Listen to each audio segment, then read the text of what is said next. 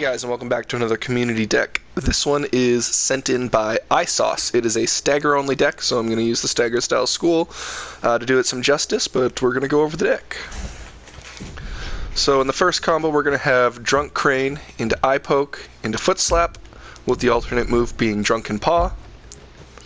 Second string is going to be Jarbash into Wobble Low Kick into Donkey Slap, with the alternate move being Spiral Back Punch. The next move is the Whirlwind Double Punch, with these two slots being intentionally left open, and then Drunken Smash is the alternate attack. The last string of combos is going to be Gut Punch into Elbow Stumble into Hand Drunk into Grab Punch. The deck is pretty quick, with a lot of powerful moves being in the alternate slot, and having the initiation and slide into your other combos with the spinning low punch is actually really good. It's a good way to initiate and catch people off guard who you know are going to start high. Alright, let's go show off the deck. Okay guys, first fight with the Drunken Style only deck. So I did a couple test rounds before this with the deck, and it performed really well. It's got a lot of strengths. Not a lot of. It's only got like one glaring weakness, and that's someone who guards a lot. And that's because the deck has no guard break moves, and I found that even using 2 or 3 of the charged and heavier attacks, it still wouldn't entirely break a guard. And by that time, it's pretty much too late. The deck is extremely evasive. It dodges around really well. It definitely fits the stagger style school that if you put it on. Another big bonus to this is, well, actually it really surprised me, was the Drunken Paw move. And I kind of figured it would be like the other moves that didn't dodge the way that they were supposed to, like the Body Blow did in my other video, where even midway through the animation on Body Blow, a straight punch that was up high hit me. Even though moves, it's supposed to dodge moves like that. That's the whole point of the move. The Drunken Paw caught a lot. It was like the MVP of the deck. And the other one was the Spinning Double Punch. That one caught people a lot, as that duck move, I don't know, just maybe has a smaller hitbox or time. This guy was a total dingus and just kept spamming emotes at me.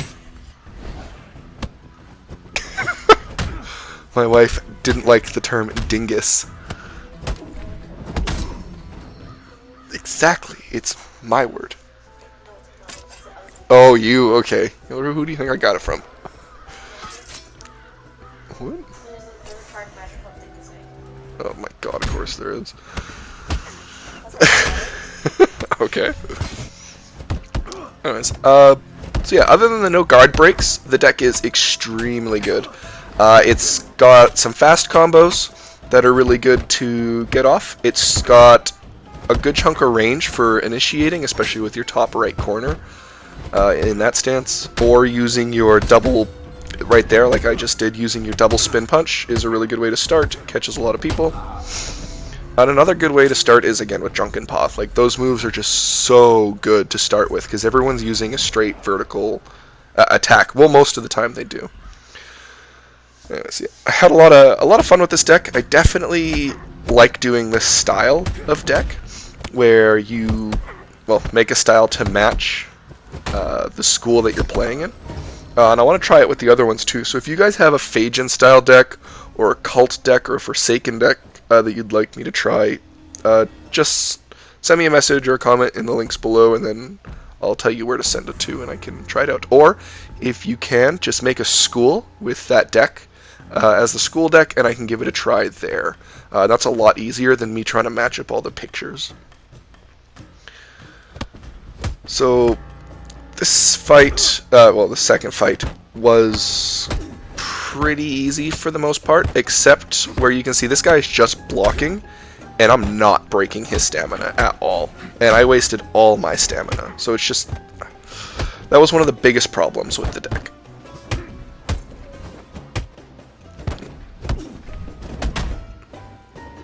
The deck does a good job of mixing up its fast and its slow moves, which is really good for catching Occult off guard and even some Forsakens.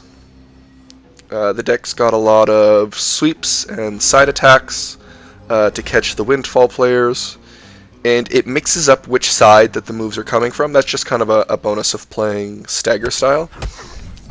It's really hard to gauge what side moves are coming from. Like that charge move looked like it was just coming from straight on.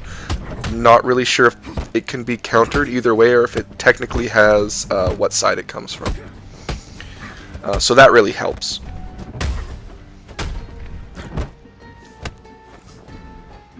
The speeds I noticed was a bit hard to get used to at first for gold linking, but I got it like midway through the second fight. It was the first combo, the 3 regular attacks into the spinning double, always caught me off guard. The foot slap. The foot slap constantly caused me to break my gold link and slow me down, which let the enemies get me a few times. This poor guy just kind of gives up.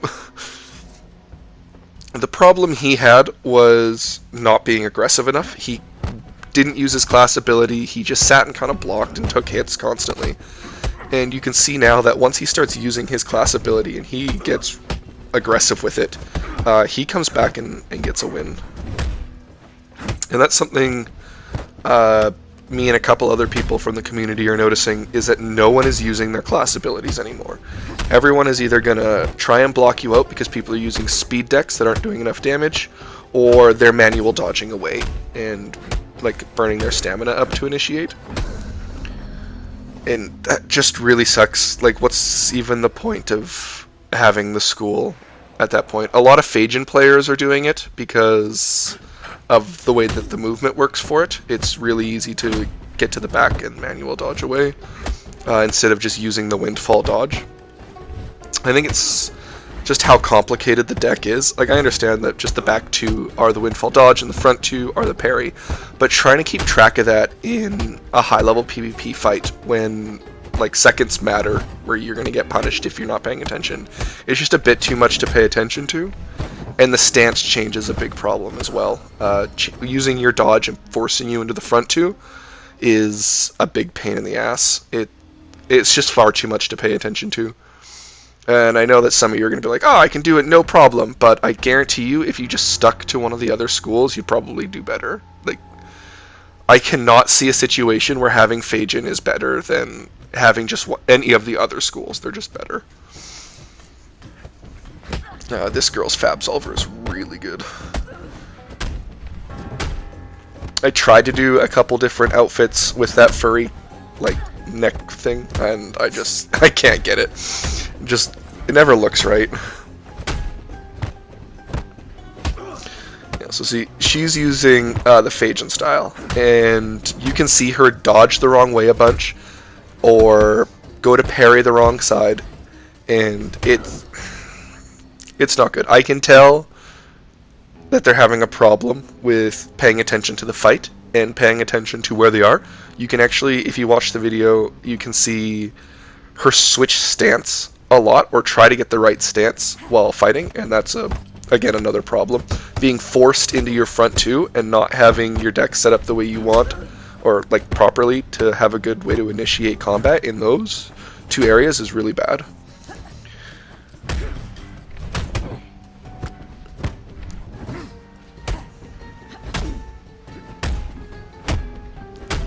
I actually really like that double knee attack.